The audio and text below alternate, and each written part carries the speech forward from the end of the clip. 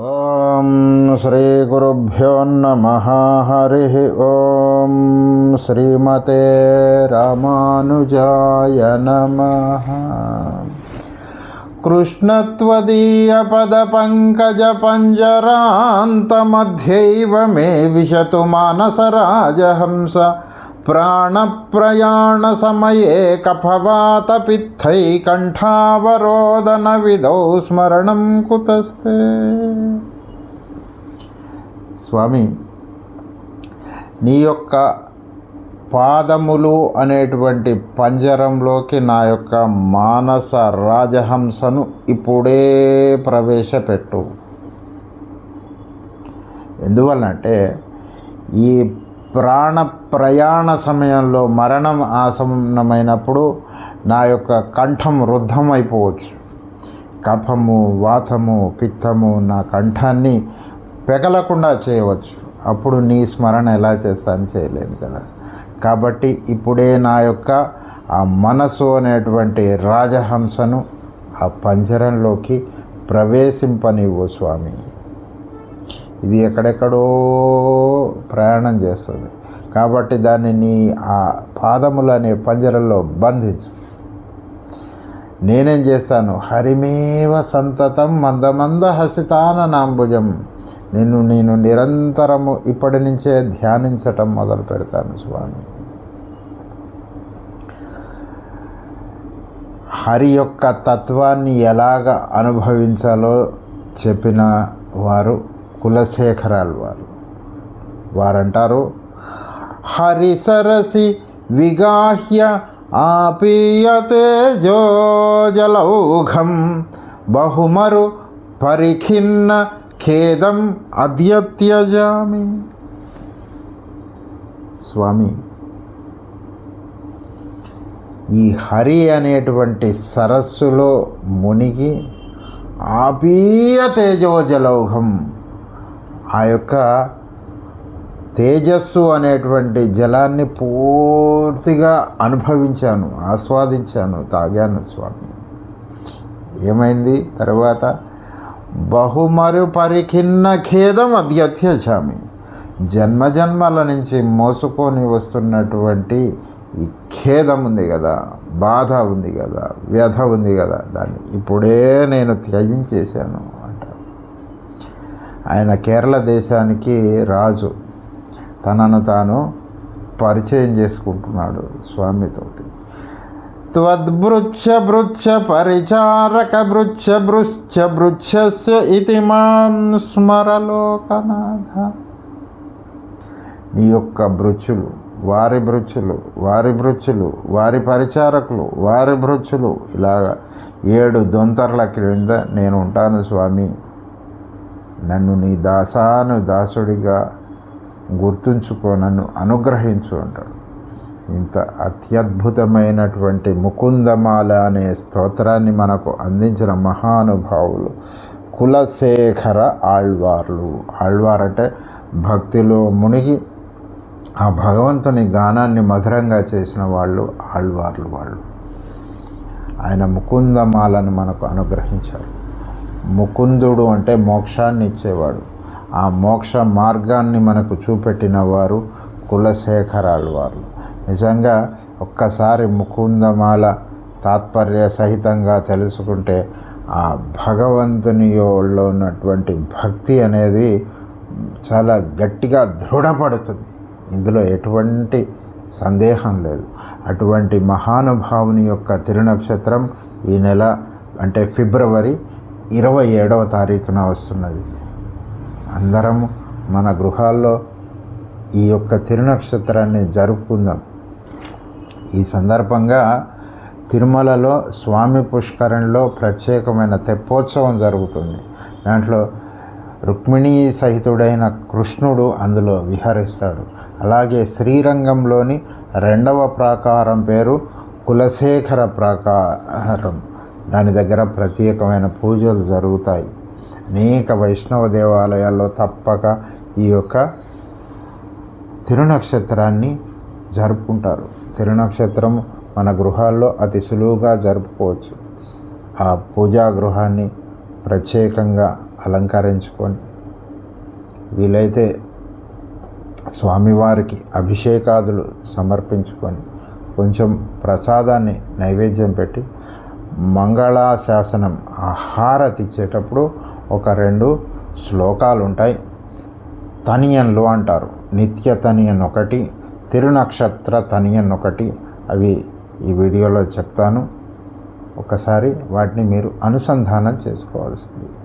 ఈ సంవత్సరంలో వచ్చేటువంటి ఆళ్వార్ల మరియు పూర్వాచారుల యొక్క ప్రతి ఒక్క తిరునక్షత్రానికి సంబంధించిన పూర్తి విశేషాలు, వారి జీవిత విశేషాలు మీకు ఇస్తాను. ఈ వెంకటేశ్వర వాణి ద్వారా మీకు అందజేయబడతాయి. ఇప్పుడు కులశేఖర ఆళ్వార్ల యొక్క దివ్యమైన ఆ జీవిత విశేషాలను తెలుసుకునే ప్రయత్నం చేద్దాం. పూర్వకాలంలో కేరళ దేశంలో తిరువంజిలక్కం అనేటువంటి ఒక ప్రాంతాన్ని దృఢవరతుడు అనేటువంటి రాజు పరిపాలించేవాడు. ఆయనకు చాలా కాలం వరకు సంతానం లేదు. భార్యా సమేతుడై ఆయన తపస్సు చేశాడు పరమాత్మ గురించి. వారి తపస్సుకు సంతోషించిన వాడై పరమాత్మ దర్శనమిచ్చి, మీకు ఒక గొప్ప తనయుడు జన్మించబోతున్నాడు, 10 మంది చేత స్తుతించబడేవాడు, ఉత్తమోత్తముడు, పరమ భక్తుడు జన్మించబోతున్నాడు అని చెప్పి ఆయన అనుగ్రహించాడు. అలాగే కులశేఖరాళ్వార్లు జన్మించారు. ఆయన పరమాత్మ యొక్క కౌస్తుభం యొక్క అంశంతో జన్మించాడు. ఆయన కౌస్తుభాంశంతో ఆయన జన్మించాడు. ఆయనకు చిన్న వయసులోనే ఉపనయనమైంది. అయిన తర్వాత వేదాలు, ఉపనిషత్తులు, సర్వశాస్త్రాలు ఆయన అధ్యయనం చేశాడు. చేసిన తర్వాత ఒక గొప్ప రాజు కూడా ఆయన క్షత్రియుడు.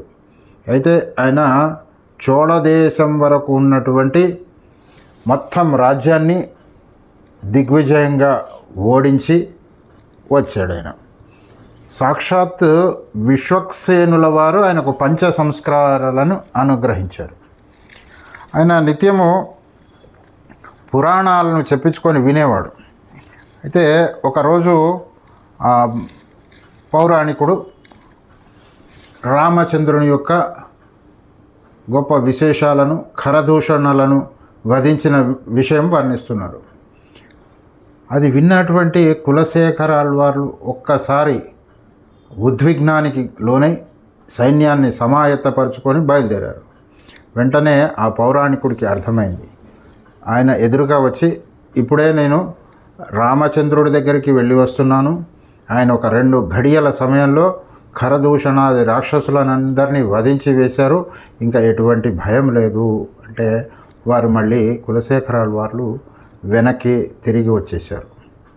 అలాగే ఇంకొక రోజు వేరొక పౌరాణికుడు, అంటే ఇందువరకు చెప్పినటువంటి పౌరాణికుడి కుమారుడు, ఆయన రామాయణంలోని అంశాన్ని చెప్తున్నారు.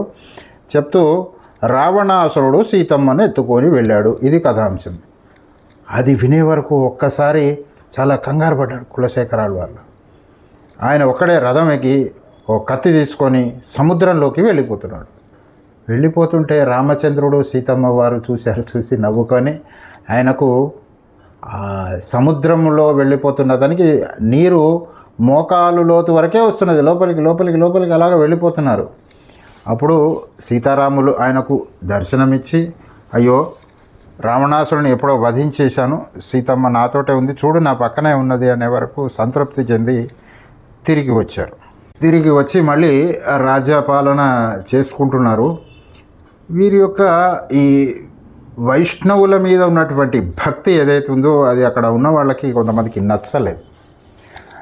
ఎలాగైనా వైష్ణవుల మీద విరక్తి కలుగజేద్దామని అక్కడ ఆలయంలో ఉన్నటువంటి ఆభరణాలు దొంగిలించి, అక్కడ మంత్రులు కూడా కుమ్మక్కై అక్కడ ఆభరణాలు దొంగిలించి వేరే చోట రహస్యంగా ఉంచి కులశేఖరాళ్వార్లకు చెప్పారు, ఇగో ఈ వైష్ణవులు దేవాలయంలో ఉన్నటువంటి నగలు అపహరించారు. అటువంటి నింద మోపటం వారి మీద కులశేఖరాళ్వార్లకు నచ్చలేదు. వారిని చూస్తే నిర్దోషుల్లాగా కనపడుతున్నారు అర్చక స్వాములు. సరే, మీరు ఒక కుండ తెప్పించండి, ఆ కుండలో విషసర్పాలను ఉంచండి, నేను అందులో చేయి పెడతాను. వాళ్ళు నిర్దోషులు అని ప్రమాణం చేసి నేను చేయి పెడతాను. ఒకవేళ పాము కాటుకు నేను లోనవుతే అవుతాను, లేకపోతే మీరు చేయి పెట్టవలసి ఉంటుంది, పెట్టి వాళ్ళు దోషులు అని చెప్పవలసి ఉంటుంది అని అన్నారు. ఒక్కసారి కంగారు పడ్డారు మంత్రులు, మిగతా వాళ్ళంతా. అయ్యో మాదే పొరపాటు అయింది రాజా అని చెప్పి ఆ వైష్ణవులది ఏమీ దోషం లేదని చెప్పారు. ఇది చూసిన అతను దిగ్భ్రాంతికి లోనై ఆయన ఇక రాజ్యభారాన్ని తన కుమారుడికి ఇచ్చేసి పట్టాభిషేకం చేసేసి శ్రీరంగం వెళ్ళిపోయినారు. అక్కడే ఉన్నారు. అయితే వారు అంతకుముందు రాజుగా ఉన్నప్పుడు రోజు అక్కడ ఏమయ్యేదంటే ఆ రాజధాని నగరంలో ఒక చాటింపు వేయబడేది. ఏమని అంటే, కులశేఖరులు రేపు రాజుగారు శ్రీరంగం వెళ్తున్నారు, ఎవరైనా రావాలంటే రావచ్చు అని చాటింపు వేసేవాళ్ళు. మంత్రులకు ఏమీ తోచలేదు. శ్రీరంగం వెళ్ళిపోతే కులశేఖరులు అక్కడే ఉండిపోతారు, ఈ రాజుగారు వెనకకు రారు. తెలిసిన వాళ్ళై ఆ సమయానికి కొంతమంది వైష్ణవోత్తములు వచ్చేటట్టుగా ఏర్పాటు చేసేవారు.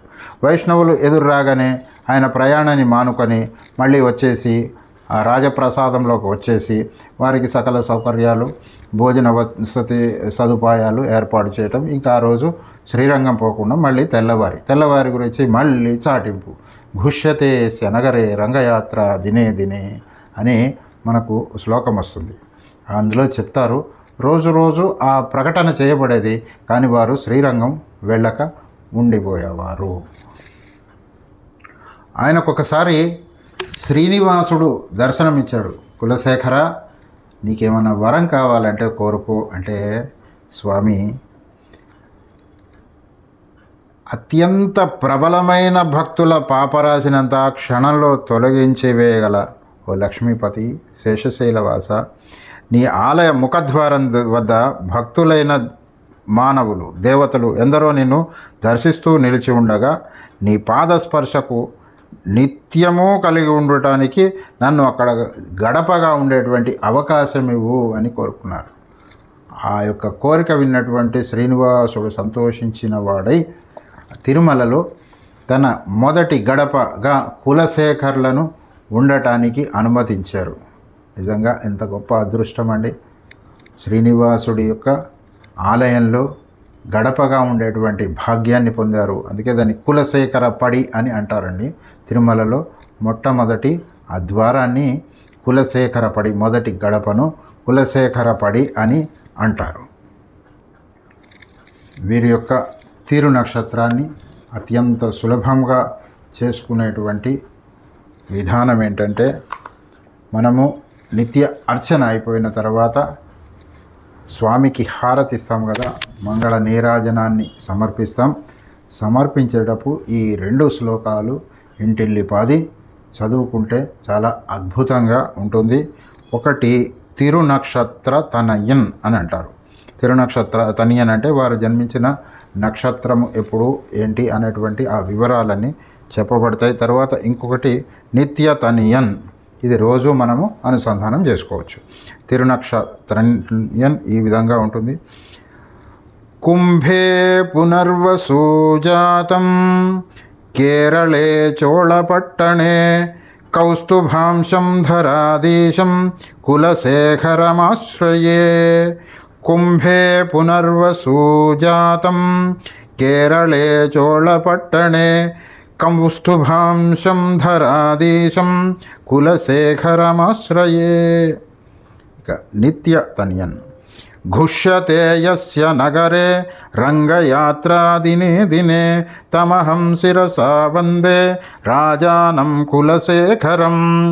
ఘుష్యతే యస్య నగరే రంగయాత్రా దినే దినే తమహం శిరసా వందే రాజానం కులశేఖరం.